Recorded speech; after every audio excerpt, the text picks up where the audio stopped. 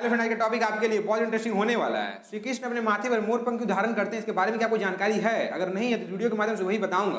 ज्यादा टेंशन लेने की जरूरत नहीं है, इस वीडियो में बने रहने की जरूरत है, क्योंकि मैं आपको ये कहना चाहता हूँ, अगर स्वयं भगवान अपने माथे में मोर पंख धारण किए हैं, इसके पीछे बहुत बड़ा कारण होगा। बिना कारण का भगवान लोग कोई काम करते नहीं है, इसीलिए मैं आपको ये कहना चाहता हूँ। चलिए इसके पीछे का बैक साइड स्टोरी आपको बताता हूँ, जिससे आपको समझने में बहुत ही आसानी होगी।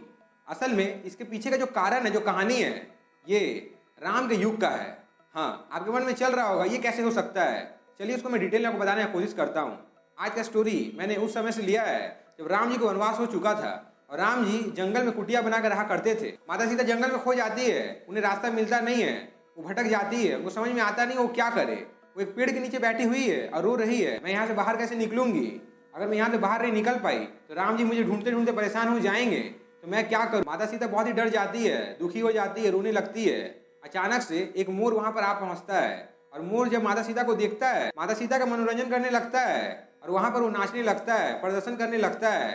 अचानक से माता सीता का जो ध्यान रहता है वहां से हटकर मोर पे आ जाता है और मोर को देखने लगती है। जैसा कि सब लोगों को पता है, अगर आपके पास कोई भी इंसान बात करने के लिए नहीं है, अगर आपके सामने कोई जानवर भी आ जाता है तो आप उससे बात करने की कोशिश करिए, मन के बात को उसके सामने रखिएगा, जिससे कि आपका मन थोड़ा हल्का हो सके।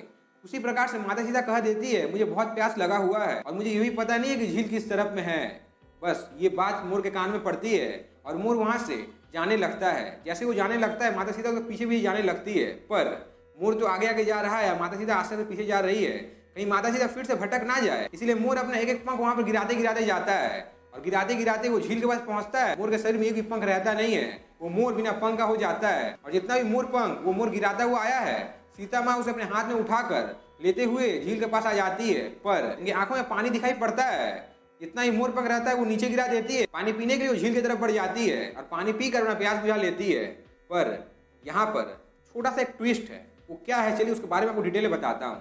पानी देखकर माता सीता ने जब मोर पंख सब गिरा दिए थे, ये दृश्य देखकर मोर बहुत दुखी हो जाता है। उसके मन में लगता है, मैंने अपने शरीर का सुंदरता को त्याग कर माता सीता को यहाँ तक ले आया हूँ क्योंकि उन्हें पानी मिल सके। जब माता सीता को पानी मिल गया तो माता सीता ने मेरे सब मोर पंख को फेंक दिया।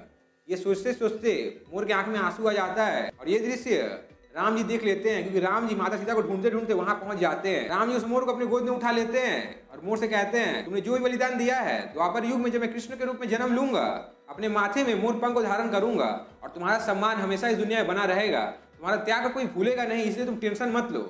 गोद में उठाकर सीता माँ को पुकारते हैं और सीता माँ उसके पास चली आती है। राम जी कहते हैं, चलो हम यहाँ से चलते हैं, पर सीता माँ कहती है, नहीं, इस मोर के कारण हम दोनों का मिलन हुआ है, क्योंकि इसने अपना सुंदरता को त्याग दिया है, इसीलिए आप एक मिनट रुकिए, मैं इसके सारे मोर पंख को लेकर आती है। पानी पीने के चक्कर में इसके सारा मोर पंख गिरा दिया था, मुझे उठा लेने दीजिए, ये मेरे लिए बहुत अनमोल। मोर ने अपना सुंदरता त्याग कर मुझे पानी ग्रहण करवाया है। ये सुनते ही मोर इतना खुश हो जाता है, तीनों वहां से अपने कुटिया की तरफ लौट जाते हैं। तो फ्रेंड, मैं आपको इस कहानी के माध्यम से यही कहना चाहता था, इस दुनिया में कोई भी किया हुआ कर्म कभी व्यर्थ जाता नहीं है, इसलिए मैं आपको ये कहना चाहता हूँ, हमेशा अच्छे कर्म करने की जरूरत है।